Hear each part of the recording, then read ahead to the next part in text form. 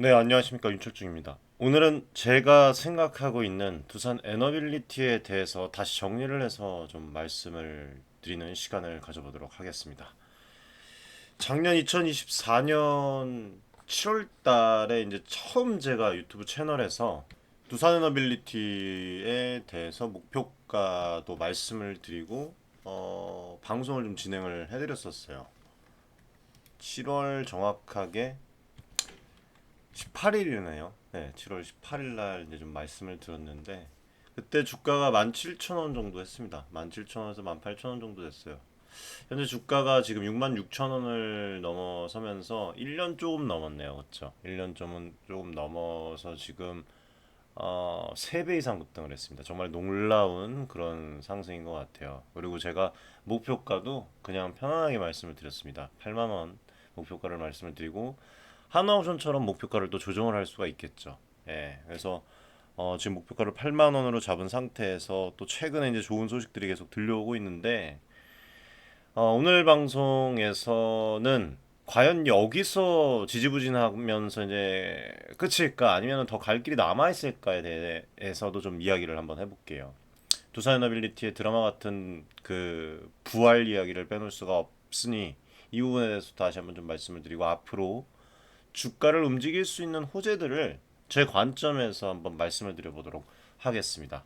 주주분들, 그 다음에 이제 새롭게 관심을 가지신 투자자분들이 분명히 있으실 거예요. 그래서 오늘 방송을 보시면 도움이 많이 되실 테니까 잘 지켜보시고 구독, 좋아요, 응원 댓글 뭐 궁금한 점 있으시면 댓글 남겨주시면 제가 아는 선에서 제가 직접 답변을 또 남겨드리겠습니다. 자, 일단 두산은 여러분들 두산 그룹이죠. 두산 그룹이 이 부활 스토리가 상당히 극적입니다. 과거로 돌아가 보면 2019년에서 2020년도에 두산이 존폐 위기 벼랑 끝에 서 있었던 거를 여러분들 아실 거예요. 주력 계열사들의 부진, 그 다음에 두산 중공업의 실적 악화로 부채 비율이 500%가 넘었어요. 500%가 넘을 정도로 재무 구조가 악화가 되었고 결국에는 그 산업은행 쪽이랑 채권단으로부터 3조 6천억 원의 긴급 자본 지원금을 또 받아야 됐죠. 당시에 두산이 두산 솔루스, 그 다음에 모트롤, BG, 그 다음에 두산 인프라코, 두산 타워 등의 이런 알짜 자산들을 다 팔아치워야 됐습니다. 두산이 무너진다는 그런 그 얘기가 거의 엄청 많이 나온 그런 때였어요. 오너 일가도 지금 사재 3천억 원을 투입을 해서 자구책을 마련을 했고 그룹 차원에서 뼈를 깎는 구조조정도 또 단행이 됐죠. 예, 전통 중공업 비중을 줄이고 미래 사업에 집중을 하는 그런 어떤 체질 개선이 시작이 이때부터 된 것 같아요. 그래서 두산중공업은 2022년도에 사명을 두산에너빌리티로 변경을 하면서 에너지 플러스 지속 가능성의 새 비전을 내걸으면서 스타트를 끊었습니다. 그래서 뭐 원자력, 가스터빈, 신재생 등의 그 에너지 전환 사업에 집중하겠다는 그런 그 포부를 밝혔고 실제로 두산이 석탄 발전 플랜트 사업을 축소하는 대신에 원전 기자재, 그다음에 가스터빈, 그다음에 해상 풍력 같은 분야로 빠르게 사업을 재편을 했어요. 그래서 그룹 차원에서는 이런 그 신성장 세 축의 전략을 세운 겁니다. 첫 번째로는 수소연료 전지, 두산 퓨어셀, 그 다음에 전자 소재, 두산전자비지, 그 다음에 협동로봇 두산 로보틱스 이렇게 세 축이라고 보시면 돼요. 각 사업은 독립적으로 수익을 내면서도 그룹의 R&D와 글로벌 네트워크를 공유를 하면서 시너지를 내도록 지금 자리가 잡혀 있어요. 힘든 과정이었지만 이러한 체질 개선 노력 끝에서 부채 비율은 500%대에서 현재 지금 뭐 절반 이상으로 떨어졌고 영업이익률도 위기 당시 대비 뭐 4배 가까이 이렇게 개선이 되었습니다. 현금 보유액도 위기 때보다 몇 배 이상 그렇게 늘었고 R&D 투자 확대도 늘었죠. 그야말로 구조조정의 성공적인 사례로 꼽힐만 합니다. 그리고 이제 무엇보다 시장 반응이 예사롭지가 않았죠. 엄청나게 빠르게 움직였어요. 주가가 이제 구조조정 성과가 가시화되기 전에 먼저 꿈틀거리기 시작을 했습니다. 2023년도부터 두산이랑 두산 에너빌리티 주가가 강하게 상승을 했는데 시장에서는 이제 본 게 이제 두산이 살아나겠다는 그런 기대가 좀 선반영이 됐었던 것 같아요. 그때 실제로 실적 숫자 개선도 그 뒤를 따랐고 그래서 주가 흐름들을 자세히 보면은 여러분들 뭐 지금 뭐 두산 에너빌리티에 그 투자를 오랫동안 하신 분들도 계시겠지만 대형 수주 발표 때 급등을 했다가 이후 실적 발표 때 변동성이 커지는 그런 패턴이 반복되고 있습니다. 그만큼 호재 뉴스에 민감한 주식이라는 뜻인데 이게 두산에너빌리티가 사람들의 기대를 먹고 자란다는 그 측면이 있다는 얘기겠죠. 그래서 정리를 하면 벼랑 끝에 섰던 두산이 3년 만에 완전히 달라진 기업으로 돌아왔다는 것입니다. 한때 뭐 상장 폐지설까지 돌았던 회사를 믿고 버틴 이런 주주분들이 정말 대단하고 저는 이제 3년 동안 이렇게 투자를 하지는 않았지만 정말 대단하고 또 어떻게 보면 기업 입장에서는 감사한 일이다. 저 역시 작년에 이제 처음 이 기업을 말씀을 드렸고 그때 진정성이 통할 것이다라고 또 말씀을 드렸었어요. 그렇죠? 그 당시에도 주가 17,000원대 할 때 뭐 5배까지도 제가 가능성이 있다고도 그런 말도 했습니다. 모든 것들이 다 맞아 떨어지고 계획했던 게 차질이 없다면. 근데 벌써 3배 이상 지금 올라갔고 뭐 어마어마한 그런 그러니까 두산의 저력을 믿었기 때문에 목표가도 8만 원을 언급을 드렸는데 지금 뭐 구독자분들 그리고 우리 대단하신 두산에 장기간 투자하고 계신 주주분들 뭐 이런 믿음들이 현실화가 돼서 참 기쁜 것 같아요. 근데 저는 여러분들 이 말씀은 오늘 다시 한번 좀 드리고 싶습니다. 여기서 만족하고 끝낼 수는 없습니다. 이제는 앞으로 무엇이 이 두산 에너빌리티의 새로운 날갯짓을 이끌 호재가 될 것인지 제가 뭐 여러 번 말씀드렸지만 오늘 또 추가적인 정보까지 또 접목을 해서 말씀을 좀 드리도록 하겠습니다. 자 일단 보면 두산그룹의 제도약을 이끈 그런 그 새로운 성장 엔진들을 하나씩 짚어보도록 하겠습니다. 일단은 원전 내용을 빼놓을 수가 없겠죠. 원전의 부활. 두산에너빌리티의 운명을 바꾼 핵심 동력이라고 할 수 있습니다. 원자력 사업이. 지금 뭐 전전 정부 시절 국내 원전 건설이 좀 어느 정도 중단이 되면서 어려움을 좀 겪었었는데 지난해 이제 정부에서 친원전 기조로 이제 탈바꿈이 좀 되면서 지금 뭐 이어오고 있죠. 그리고 이 글로벌적으로도 지금 원전 르네상스 시대를 또 맞이하고 있습니다. 그래서 이거는 피할 수가 없는 그런 어, 신규 원전에 대한 그런 그 부분이고 원전 건설에 대한 재개 움직임도 있고 해외에서는 뭐 그런 것들뿐만 아니라 이 원전을 탄소 중립 솔루션으로 재평가하는 그런 흐름이 지금 뭐 유럽 쪽에서도 그렇고 전체적으로 지금 다 나타나고 있어요. 그래서 이런 환경 속에서 두산에너빌리티는 국내 유일의 원전 주기기 제조사입니다. 그래서 그런 부분에 있어서 상당히 크게 빛을 앞으로도 볼 것이고 저는 아직 시작도 안 했다고 생각을 해요. 그리고 또 올해 가장 눈에 띄는 성과가 뭐니 뭐니 해도 체코 관련 얘기를 빼놓을 수가 없겠죠. 체코 원전 수주 성공입니다. 한국 수력 원자력이 이끄는 팀코리아의 일원으로 해서 지지난달에 6월달에 체코 두코바니 신규 원전 5, 6호기 건설 사업 약 26조 원 규모를 수주를 하면서 본계약을 체결을 했습니다. 이 프로젝트는 한국이 아랍에미레이트 바라카 원전 2009년도 이후에 16년 만에 거둔 해외 원전 수출 쾌거라고 보시면 돼요. 그래서 엄청난 의미가 있습니다. 그래서 두산에너빌리티가 여기서 원자로 등의 주기기 공급과 시공을 맡게 되어 있죠. 그 다음에 지금 뭐 최신 소식에 의하면 현재 체코 현지에서 지난주에 부지 정밀 조사 착수식도 열렸어요. 이거 뭐 여러분들 보셨을지 모르겠습니다. 이 소식을 뭐 보셨을지 모르겠지만 그러니까 사업 자체가 지금 본격적으로 진행 중에 있어요. 앞으로 뭐 2029년도에 착공이 돼서 2030년 넘어서 이제 완공을 목표로 달린다고 하니까 수년간 안정적인 일감이 확보됐다는 거예요. 이게 가장 팩트입니다. 그리고 더 고무적인 거는 체코 정부가 추가로 테멜린 원전 3, 4호기 건설을 검토 중인데 5년 내에 결정이 되면 이번 검증된 팀코리아가 우선 협상권을 가져갈 가능성이 높다는 점입니다. 사실상 체코에서만 그 사업 규모가 2배로 커질 수도 있는 그런 상황이에요. 가능성이 있다는 겁니다, 이게. 그래서 이번 어쨌든 체코 수주를 통해서 두산이 글로벌 팀 코리아 네트워크의 힘을 톡톡히 보고 있다.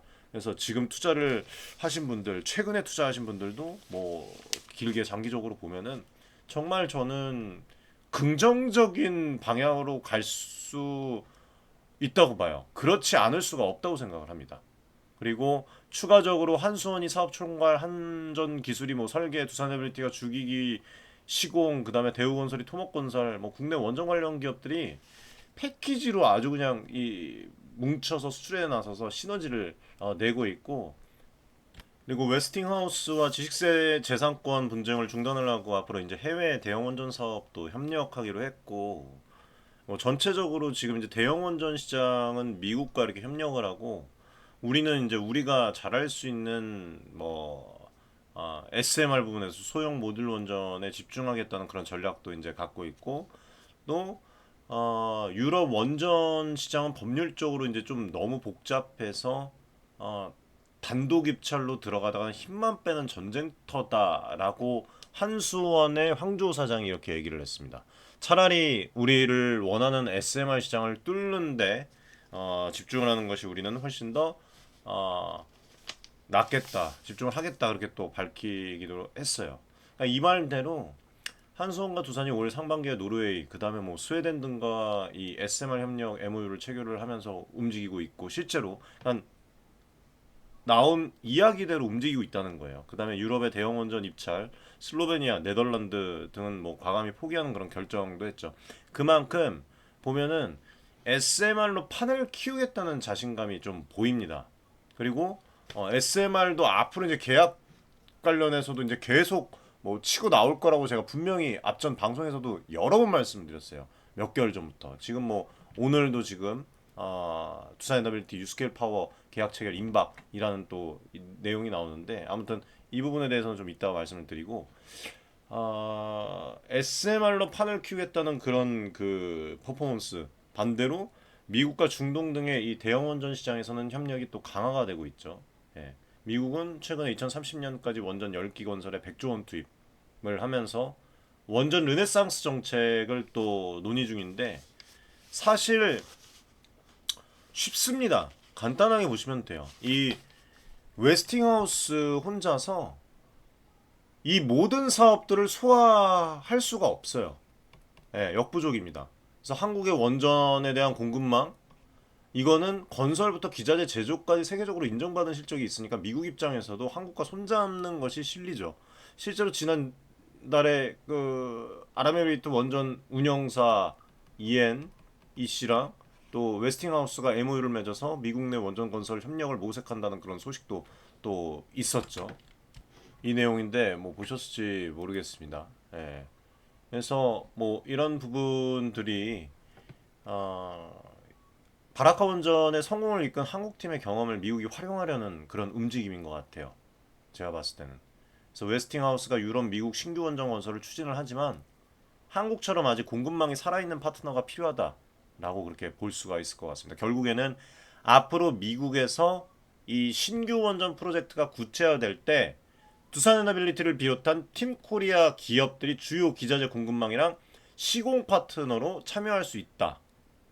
이렇게 또 볼 수가 있겠죠. 그래서 이런 글로벌 협력 구도가 두산 에너빌리티에게는 큰 기회이면서 호재가 될 수가 있는 거예요.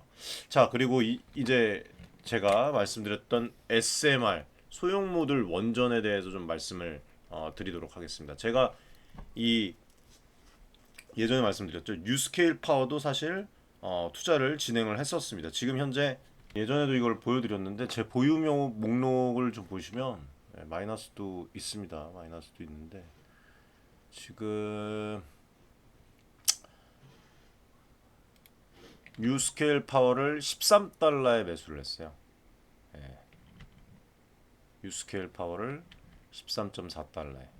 지금 뭐 순손익만 190%가 넘어갔죠. 이거는 뭐 앞전에도 제가 예전부터 말씀을 드리고 공유를 했던 그 부분입니다. 그래서 SMR이 상당히 이제 부각이 될 거예요. 앞으로 2년, 3년, 4년. 요즘 원전업계 최대 화두가 단연히 SMR입니다. 작고 안전한 원자로를 공장에서 모듈 형태로 찍어내서 설치한다는 그 개념인데, 탄소 중립과 에너지 안보를 위해서 세계 각국이 주목을 하고 있어요. 그래서 두산이 이 SMR 분야에서 선제적 투자 협력으로 지금 두각을 나타내고 있는 그런 상황입니다. 가장 앞서 있는 파트너가 지금 제가 여러 번 분석을 해드렸던 뉴스케일 파워예요. 그래서 2019년부터 뉴스케일에 지금 300억 원 정도 1억 달러 이상이죠. 예, 그렇게 투자를 해서 지분을 확보를 했고 앞으로 더 투자를 할 수 있다고 봅니다. 그리고 SMR 제작 기술을 협력을 해서 진행을 해왔어요. 그 결실이 이제는 맺어질 시간이 다가오고 있어요. 이거 제가 앞전에도 말씀을 드렸습니다. 앞전 방송에서 여러분 분명히 기억하십시오. 이 SMR. 예. 그래서 올해 5월 달에 지금 이 두산에너빌리티가 77메가와트급 모듈에 대한 그 미국 표준 설계 인증 SDA를 획득을 했고 지금 이 뉴스케일 파워 현재 미국 내 여러 전력 회사 그다음에 빅테크 기업들이랑 SMR 프로젝트 계약을 협의 중이라고 합니다.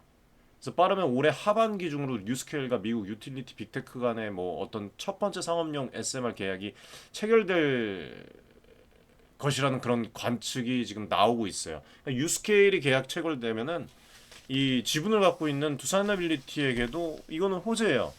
예. 아무튼 이렇게 되면은 두산에너빌리티도 올해 안에 SMR 장비 공급 수주를 받는다는 거 아닙니까? 받을 가능성이 높아진다는 뜻 아닙니까? 그렇죠? 이미 두산이 뉴스케일용 주요 부품 제작을 일부 진행을 해왔는데 드디어 본격 양산에 착수하게 되는 것이죠. 이거 보면은 이거 여러분들 제가 볼 때는 주가에 상당한 모멘텀이 될 수 있는 대형 호재라고 생각을 합니다.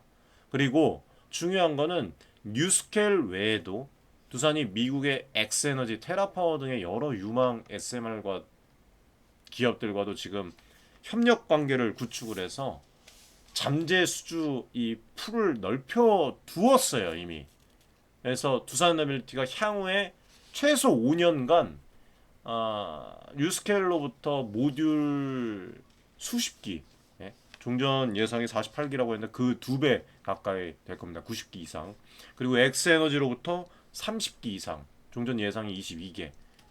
근데 30기 이상으로 예상보다 1.6배 이상 이렇게 수주를 받을 것으로 이렇게 또 전망이 좀 돼요.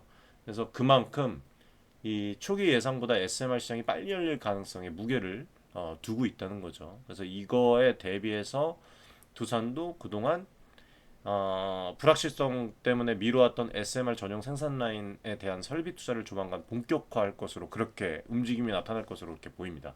그리고 뉴스케일과 엑스에너지 프로젝트가 현실화 단계에 지금 접어들었습니다. 그렇기 때문에 선제적으로 생산 능력을 키울 수밖에 없어요. 그래서 그런 부분들을 좀 잘 봐야 되겠고 이런 협력의 결실이 가시화가 되면 실적 여러분들이 참 중요시하는 그 실적은 폭발할 거예요. 예. 실적은 폭발할 겁니다. 이거는 뭐 장밋빛 희망이 아니에요. 이렇게만 되면 현재 지금 두산에너빌리티 SMR 관련 매출이 시작 단계죠. 그래서 2026년에 약 2에서 3천억 원 정도 규모 그렇죠? 그 다음에 이렇게 이제 스타트를 해서 출발을 해서 27년에 7천억 그 다음에 28년도에 1조 1,400억 그리고 29년도에 2조 2배 이상이에요. 2조 4천억 2030년도에 3조 3천억 가파른 성장이 기대된다고 그렇게 합니다. 얘기를 합니다. 불과 몇 년 만에 매출 뭐 이렇게 말씀드리면 좀 적하지만 매출 빵에서 3조 원대 사업으로 커진다는 계산이니까 뭐 이거는 말이 필요 없죠. 예. 그리고 한 투자사에서 2030년에는 이 에너빌리티 전체 매출의 26%가 SMR에서 나올 것이라는 그런 전망도 내놨더라고요. 아무튼 뭐 이런 것들을 뒷받침하듯이 지금 에너빌리티의 올해 전체 매출 가이던스 6조 5천억 원이 2029년에는 11조 3천억 원으로 거의 2배.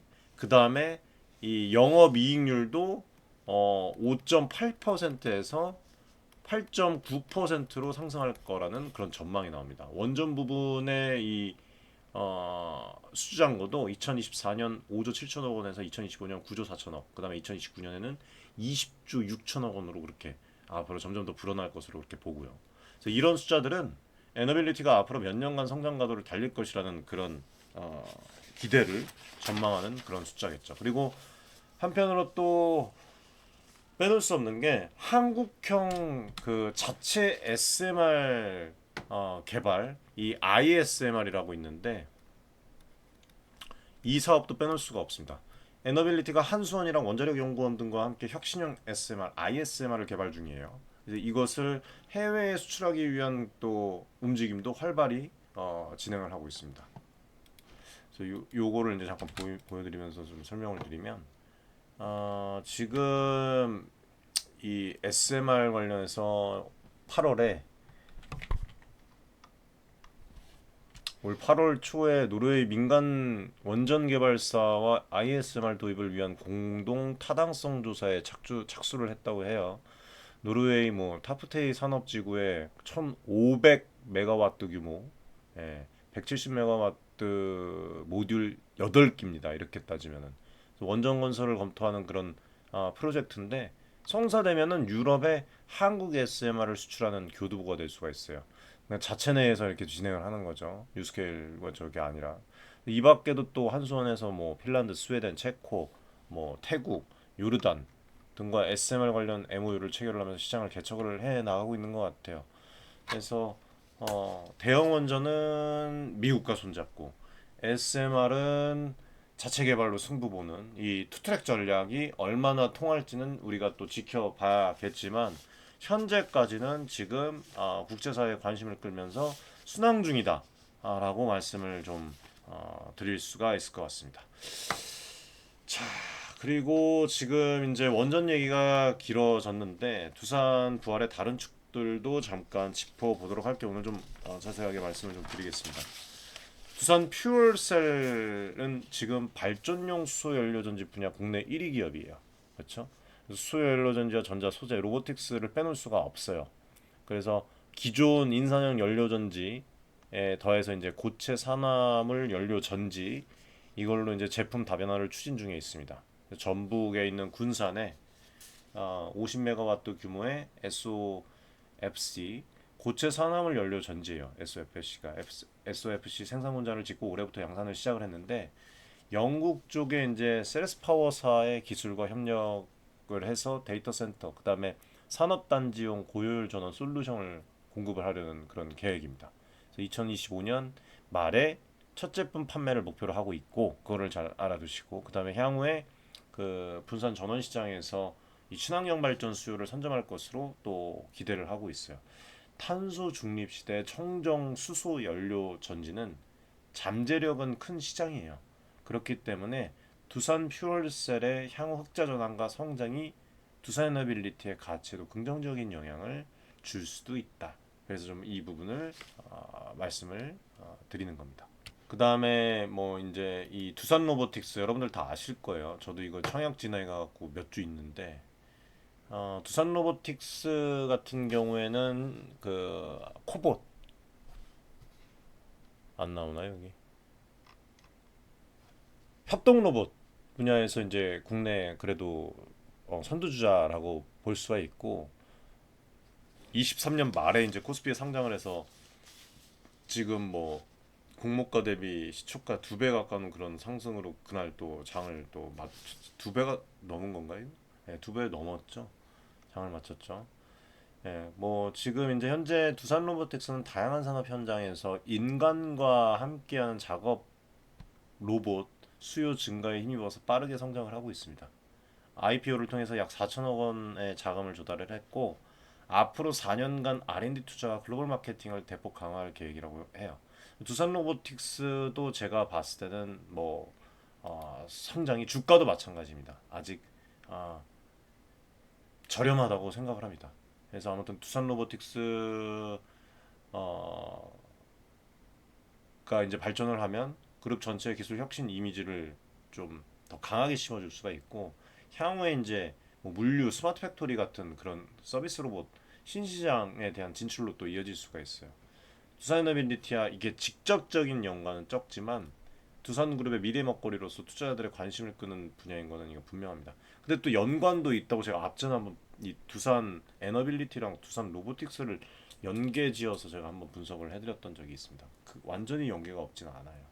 자, 아무튼 정리를 하면 에너빌리티는 원전 중심으로 이렇게 하면서도 수요연료전지, 그다음에 전자 소재, 로봇, 신사업 등을 이제 골고루 육성을 하면서 멀티플레이어로 거듭나고 있습니다. 그 다음에 앞으로 뭐 원전 SMR 그런 그 로봇이 투입이 되면서 두산 로보틱스와 또 이게 시너지가 나올 수가 있어요. 이 부분을 제가 예전에 한번 분석을 해드렸던 것 같아요.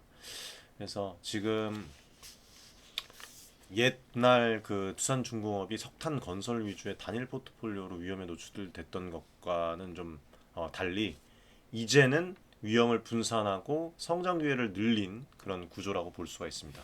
그래서 이런 변화가 현재 주가 3배 상승을 3배 이상의 상승을 이끈 원동력이 되었고 앞으로의 주가의 이 하방에 대한 경직성을 높이는 안전판 역할도 할 것이라고 저는 생각을 합니다. 자, 이제 주가 얘기로 다시 돌아와서 앞서 말씀을 드렸지만 두산하빌리티 주가는 최근 1년 새 여러분들 지금 이때예요. 예? 작년 7월이면요. 예. 이때입니다. 한참 된 것 같아도 예. 뭐 얼마 되지도 않은 시간에 폭발적인 상승을 보였는데 이게 실적 개선에 대한 기대감과 대형 프로젝트 방금 이제 얘기를 했던 것들 그리고 여러 가지 이제 뭐 글로벌 움직임과 뭐 수주 뉴스가 이제 맞물리면서 견인을 해 왔죠. 여러 가지 호재들이. 예, 그래서 투자자분들도 뉴스를 접하면 즉각적으로 주가에 반영되는 것을 체감을 하셨을 겁니다. 예를 들어서 체코 원전 본계약 발표 직후에 며칠간 주가가 급등을 했고 뭐 두산 로보틱스 상장 직후에 모회사 두산과 함께 투자 심리가 개선되기도 했고 그 다음에 분기 실적 발표 때 일시적인 차익 실현 매물로 조정도 왔고 이런 패턴을 좀 이해를 하고 계시면 마음이 편하실 거예요. 앞으로도 뉴스에 따른 그 단기 변동성을 현명하게 대처하는 데 도움이 될 것입니다. 그리고 흥미로운 게 여러분들 뭐 아시겠지만 뉴스 기사가 요즘 계속 나오고 있으니까 수급 동향이에요. 외국인 투자자들이 두산에너빌리티를 강하게 매수를 하고 있다는 건데 지금 여기 조사에 따르면 8월 4일부터 8월 8일 한 주 동안 외국인 순매수 1위 종목이 두산에너빌리티였습니다. 그리고 같은 기간 뭐 기관이 카카오, 그다음에 개인이 네이버를 가장 많이 샀는데 외국인은 두산에너빌리티를 압도적으로 많이 담았다고 해요. 그래서 외인들의 이런 움직임이 두산에너빌리티의 이 글로벌 성장 스토리에 공감하고 있다는 신호로 볼 수가 있습니다. 실제로 체코 원전 수주 성공이나 SMR 분야 선점 등은 이 해외 투자자들의 눈에도 확실한 모멘텀으로 비치는 것이겠죠. 네, 그런 것들 덕분에 최근에 이제 두산에너빌리티가 시가총액도 크게 올라서 코스피에서 존재감이 커졌고 뭐 지금 일부에서는 MSCI 모건스탠리 캐피털 인터내셔널 지수 편입 가능성까지 지금 뭐 얘기가 나오고 있는데 그렇게 되면 추가 패시브 자금 유입도 기대해 볼 수도 있겠습니다. 물론 뭐 아직 확정된 바는 없으니까 참고만 하시면 될 것 같아요. 그리고 또 하나 주목해야 될 부분이 배당과 재무 개선입니다. 여러분들 뭐 이거는 여러분들이 보셨을지 모르겠지만 두산에너빌리티가 뭐 구조조정 시기에는 적자와 부채로 배당 여력이 없었지만 이제 상황이 달라지고 있어요. 아직 높은 설비 투자 수요로 이제 당장 고배당을 뭐 기대할 수는 없겠지만 현금 흐름이 좀 크게 개선이 좀 되면 중장기적으로 배당 재개 가능성도 좀 점쳐 볼 수가 있을 것 같아요. 그리고 지금 부채 비율이 과거보다 훨씬 더 지금 아까 제가 잘못 말씀드리고 500%대에서 절반이 아니라 절반이 아니네요. 지금 200 몇십이 아니라 지금 뭐 부채 비율이 뭐 보시면 나오겠지만 100%대 초중반으로 낮아졌어요. 지금. 그다음에 이자 보상 배율 등의 지표도 개선세입니다. 그렇죠? 신용 등급 상향과 함께 지금 조달 금리 인하 등의 이런 어떤 금융 비용 절감 효과도 또 기대해 볼 수가 있겠죠. 이렇게 되면은 이런 어쨌든 간에 형편없는 재무 구조가 아니잖아요. 탄탄한 재무 구조가 주가의 프리미엄 요인으로 작용할 수가 있어요. 그래서 투자를 하실 거면 빠르게 관점을 잘 잡고 분할로 잘 해서 잘 담아 놓으시면 좋은 방향으로 가지 않을까. 어, 지금 뭐 17,000원, 2만 원대 이렇게 진작에 투자하신 분들보다는 못하겠지만 그래도 아직 기회는 있다고 저는 그렇게 봅니다. 예. 아무튼 지금 과거의 재무 리스크 때문에 저평가를 받았던 것을 생각을 하면 격세지감이네요. 뭐. 지금 이거 보면 시장은 두산에빌리티에 대한 그 기대를 이미 많이 주가에 반영한 상태입니다. 하지만 동시에 아직 실현되지 않은 잠재 모멘텀들도 분명히 많이 남아있기 때문에 투자자들의 관심이 지속되고 있는 거예요. 그러면 여러분들 앞으로 남은 호재들이 무엇일까? 그리고 주가가 어디까지 갈 수 있을까? 궁금하실 텐데 이거 간단하게 좀 정리를 해서 말씀을 드릴게요. 앞으로 한 뭐 2, 3년간 주가에 영향을 줄 만한 호재들을 몇 가지 정리를 해서 남들이 미처 주목하지 못했을 수 있는 그런 부분까지 한발 앞서서 좀 예측을 해서 정리를 해드리도록 하겠습니다. 오늘 영상 보시고 도움 되시면 구독, 좋아요, 그 다음에 많은 댓글 부탁드리겠습니다. 자, 일단 첫 번째는 지금 오늘 나온 얘기죠. 예, 뭐 멤버 등록 안 하신 분들은 월요일 날 이 방송을 보시겠지만 오늘 얘기 나온 게 이제 가장 가까운 초대형 호재는 역시 뉴스케일 SMR 계약 체결 소식일 겁니다. 앞서 말씀드렸다시피 빠르면 올해 안에 뉴스케일이 미국의 발전사, 그 다음에 이제 뭐 빅테크와 SMR 공급 계약을 맺을 거라는 그런 이야기를 여러 번 말씀을 드렸는데 그 관측도 정보가 또 나왔어요. 만약 이게 현실화가 된다면 두산에너빌리티가 즉시 뭘 합니까? 주기기 제작 수주 1호를 따내게 됩니다. 그러면 두산 SMR 드디어 일냈다. 이런 헤드라인이 나오겠죠. 그러면 투자 심리에 엄청난 촉매제가 될 거예요. 구체적으로 어느 회사 어떤 내용의 계약이 될지는 모릅니다만은 시장에서 예를 들어서 예를 들어서 말씀드리는 거예요. 뭐 아마존, 뭐 마이크로소프트 등의 이런 어떤 뭐 데이터 센터 기업이나 뭐 구글 같은 이런 테크 공룡들이 탄소 중립 전력원으로 SMR에 투자를 뭐 해서 뭐 진행이 된다. 뭐 어떻게 된다. 실제로 지금 MS가 지금 테라파와 협업 중에 있고 구글은 또 유스케일 투자자이기도 하죠.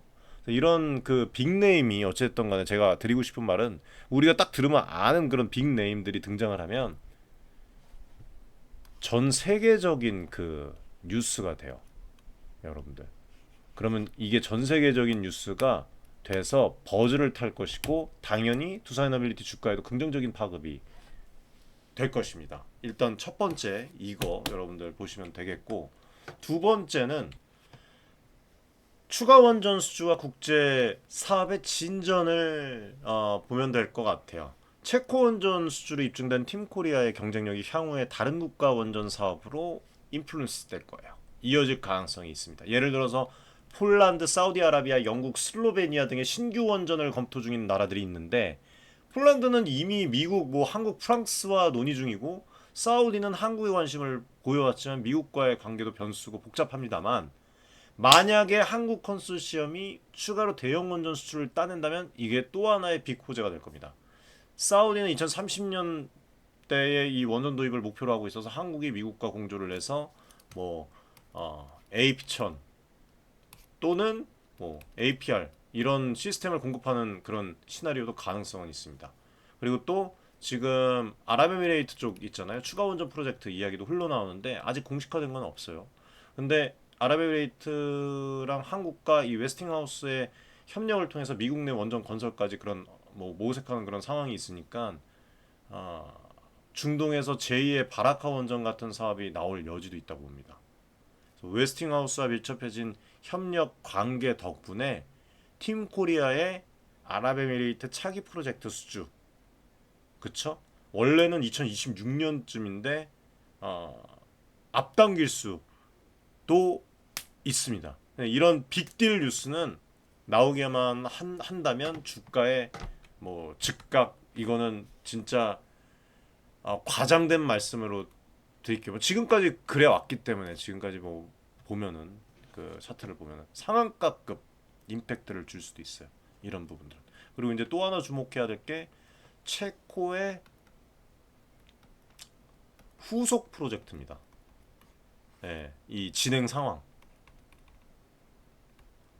이미 본계약은 체결을 했고 현지 조사도 시작이 됐다고 얘기를 했죠. 앞서 말씀드렸던 프랑스 EDF 견제나 EU의 그 역의 보조금 규제 조사 등이 변수로 남아 있다고 하는데 만약에 이런 법적 불확실성이 완전히 해소되었다는 그런 소식이 또 나오면 체코 프로젝트 문제 없다, 수납 확정이다라고 또 받아들여져서 투자 심리가 조금 개선되겠죠. 예, 그렇죠. 예, 그런 부분들 또 절차상 문제 없다 확신이 난다면 긍정적이겠죠. 시장이 불확실성을 싫어하니까 그런 좀 찜찜한 요소가 거치는 것만으로도 약간의 호재는 작용할 수가 있다. 그렇죠? 예, 그리고 또 아울러서 이제 국내 원전 정책에도 호재가 있죠. 예, 신규 원전 건설 부지 확정. 올해 안에 아까 말씀드렸다시피 뭐 한국 지금 정부와 또 한수원이 새 원전 부지를 선정할 계획을 또 가지고 있어요. 이미 뭐 경북 등의 일부 지자체들이 유치 의향을 밝힌 상태인데 부지가 선정이 되면은 향후에 신한울 3, 4호기 등의 이런 신규 원전 건설이 공식화가 됩니다. 그렇게 되면은 두산에너빌리티는 국내에서만도 향후에 뭐 진짜 수조 원대의 이 주기기 수주들을 또 얻게 되는 셈입니다. 국내 일감이 늘어난다는 건 실적 안정성 향상으로 이어지고 정부 정책의 수혜주로 부각이 되면서 정책 테마 모멘텀까지 받을 수도 있어요. 물론 이거는 그렇게 됐을 때 저겠지만 그리고 최근에 보면 아시잖아요. 최근에 전기요금 인상, 그다음에 탄소 중립 이슈로 뭐 원전 확대는 거스를 수 없는 뭐 흐름인 거를 뭐 대부분 국민들이 다 아시는 것 같아요. 이런 부분들은 단기 호재가 아니라 중장기 호재로 여러분들이 기억을 해두시면 좋을 것 같습니다. 그리고 SMR 추가 호재, 그거에 따른 기술적인 리더십 이런 부분들 여러분들 유스케일 1호 수주 이후에도 SMR 분야에는 연속적인 호재가 이어질 전망이라고 분명히 말씀을 드렸습니다. 그래서 유스케일 추가 수주 확대 첫 계약이 성사가 되면 유스케일은 미국뿐만이 아니라 어디 유럽 뭐 루마니아 그다음에 미국 캐나다 해외 프로젝트를 뭐 실제로 추진 중에 있어서 두산에 계속된 수주로 연결될 수가 있다. 또 두산이 협력하는 엑스에너지는 미 정부의 지원을 받아서 워싱턴주에 시범 원전을 건설할 계획이다. 이런 것들을 다 알고 계셔야 돼요. 그리고 테라파워는 어딥니까? 그 와오밍주 거기에 이제 나트륨 뭐 냉각 고속로 실증 사업을 진행 중에 있다고 말씀을 드렸었죠. 이것도 올해나 내년에 본격 발주가 나올 수도 있어서 두산이 참여할 여지는 제로가 아니다. 분명히 있다. 만약에 두산이 테라파워의 이 나트륨 원전 용기 등을 수주를 했다. 혹은 뭐 엑스에너지의 뭐 그 뭡니까 HTGR에 대한 어떤 뭐 관련 부품들을 수주했다라는 그런 뉴스가 나오면 이거는 두산은 진짜 SMR 다방면 수주 성공으로 큰 이슈가 될 거예요. 뭐 판단은 여러분들이 하십시오. 예. 그리고 아까 말씀드렸던 뭐 노르웨이 ISMR 사업도 향후에 가시적인 진전이 있으면 또 호재가 되겠죠. 그렇죠? 뭐 지금은 말만 나오지만 추후에 이제 노르웨이 뭐 예타 통과나 뭐 양해각서가 그런 본계약으로 전환이 되거나 뭐 다른 유럽국의 ISMR 그 협력 등의 그런 뉴스가 추후에 나오면 지금 주가가 6만 원이지 않을 것 같아요. 그때 그런 뉴스가 나올 때가 오면 이미 뭐 펌핑이 어느 정도 많이 됐다고 생각을 하겠지만 한국 자체 SMR로 유럽 진출이라는 그런 스토리가 더 부각이 된 그런 상황이겠죠. 주가에 긍정적으로 이미 작용을 했을 겁니다. 이런 얘기가 나오면 정부도 또 올해 혁신형 SMR 법제 지원을 강화를 하고 있어서 향후에 여러분들 뭐 이 두산의 ISMR 개발에 세제 혜택이나 금융 지원 같은 그런 또 너무 멀리 가나요 제가? 네, 정책 호재가 또 나올 수도 있어요. 그러니까 이런 눈에 잘 안 띄지만 누적되는 호재들이 모이면 주가의 장기 상승 추세를 탄탄히 해주는 힘이 된다는 거예요. 그래서 말씀드려요. 그리고 두산에너빌리티가 또 밀고 있는 제가 여러 번 방송에서 말씀드렸던 가스터빈 사업도 또 우리가 주목해 볼 만하죠. 국내 최초로 대형 가스터빈 국산화에 성공을 했고 LNG 복합화력 발전소용 그 가스터빈을 개발을 했죠. 그래서 지금 뭐 노후 석탄 발전소를 LNG 발전으로 대처하려는 미국의 움직임이 있습니다. 그래서 두산이 미국 복합화력 그 프로젝트에 가스터빈 수출 계약을 체결을 하면 이것도 또 여러분들 엄청난 호재가 될 거예요. 그리고 실제로 증권가 전망에서도 두산에너빌리티 올 하반기 가스터빈 수주 가이던스 4천억 원 이거 뭐 얘기가 나오고 있는데 국내 물량만 반영이 된 거여서 연내 미국향 프로젝트 성과를 확인할 수 있을 것이란 그런 또 기대가 또 있거든요. 아무튼 만약에 미국 시장 첫 진출에 성공한다는 그런 소식이 나오면 두산의 기술 수출 쾌거 라는 게 또 자연적으로 홍보가 되면서 어, 주가에 상당히 긍정적인 그런 영향을 줄 가능성이 매우 높습니다. 이후에는 뭐 중동 등의 해외 발전 시장 진출에 이런 레퍼런스가 돼서 추가 수주로 또 이어질 수가 있겠고, 그리고 해상 풍력 터빈 사업도 있고 신재생 분야에서 뭐 여러 가지가 많아요 지금. 예. 뭐 끝도 없습니다 사실. 말씀을 드리면 신재생 분야에서 해상 풍력에 대한 터빈 사업, 두산에너지가 5.5메가와트 그 해상 풍력 터빈을 공급을 해왔고, 최근에 그 8메가와트 대형 터빈 개발도 완료를 해서 인증을 받았잖아요. 그쵸?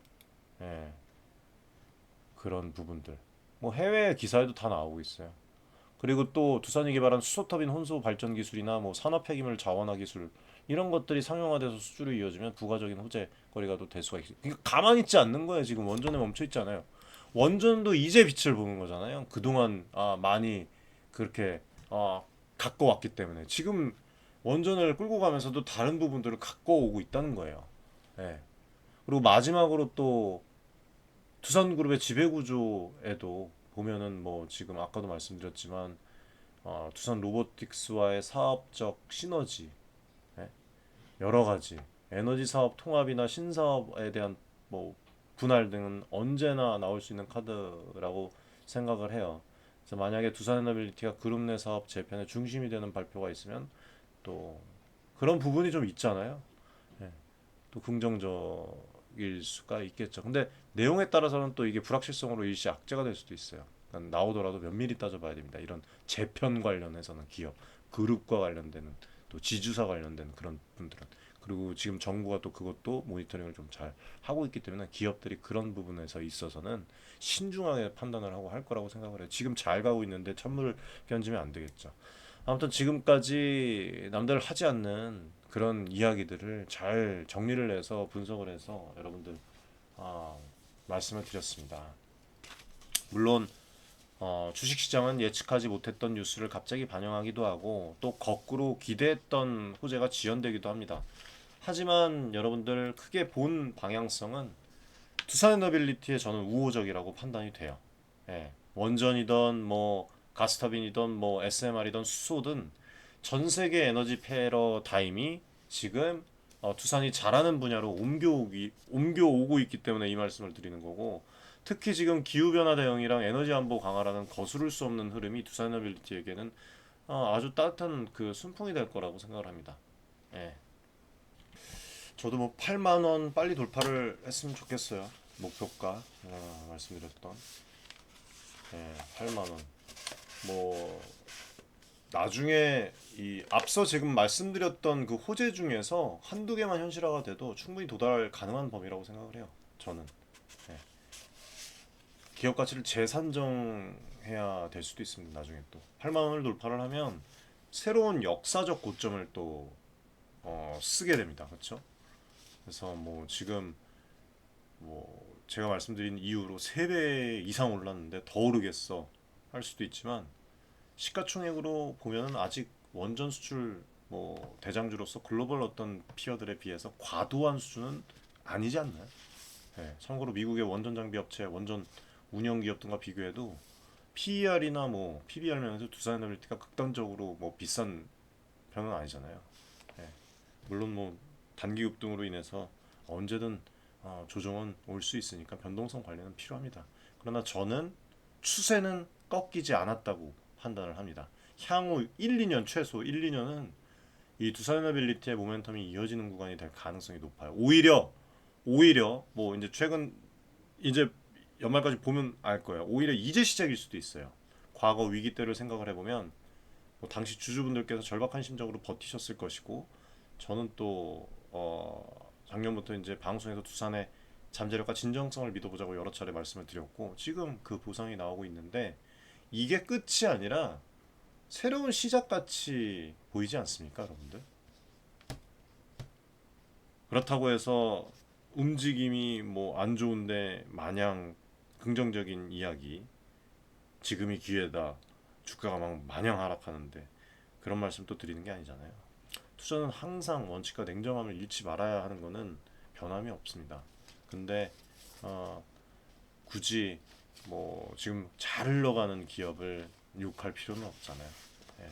그리고 또 두산에너빌리티의 중장기 전망이 밝다고 해서 주가가 쉬지 않고 직선 상승만 하는 것은 아닙니다. 중간중간 조정이랑 재평가 과정이 분명히 있을 거예요. 그럴 때 오히려 기업 가치를 확신하는 분들은 기회를 얻을 것이고, 확신이 없는 분들은 흔들려서 그냥 스르르 나가는 거예요. 주식이 그래요. 아시겠지만 같은 종목에 투자해도 누구는 뭐 어마어마하게 자산을 증대를 하고 누구는 그 종목을 쳐다도 보기 싫다 그래요. 예. 저는 우리 구독자분들, 개인 투자자분들께서 공부 기본이고요. 이거는 뭐 공부하라 공부하라 좀 말씀드리지 않잖아요. 예. 다만 확신을 갖고 좀 투자를 하시기 바라겠습니다. 예. 오늘 전해드린 정보랑 분석이 여러분들이 확신을 갖고 좀 투자하는 관점을 잡는 데 있어서 좀 도움 되었으면 해요.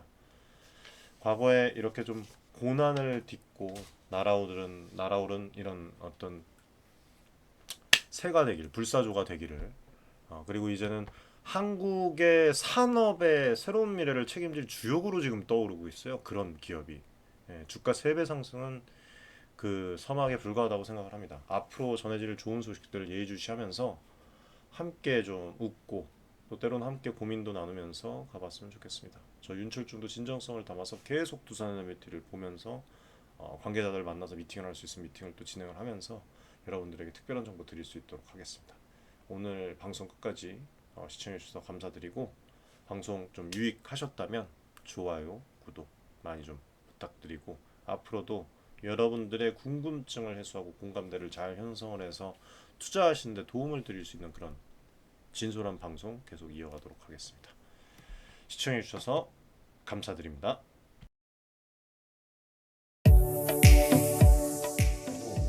많은 지금 개인 투자자분들이 어려움을 겪고 계신 것을 잘 고민이 상당히 크실 것이라고, 투자자 여러분들을 위한 전문적인 필요한 그런 서로 간의 무엇인의 여러분들의 이익을 위한 조치, 우리는 이 생각이 늘 단언컨대 윤철중 기술이 저하고 자산을 증대를 시킬 수 있을 겁니다. 실제로 지금 에코프로 BM, 에코프로 구독자분들 여러분들과 같은 그냥 개인 투자자예요. 네, 개인 투자자고 부탁드리겠습니다.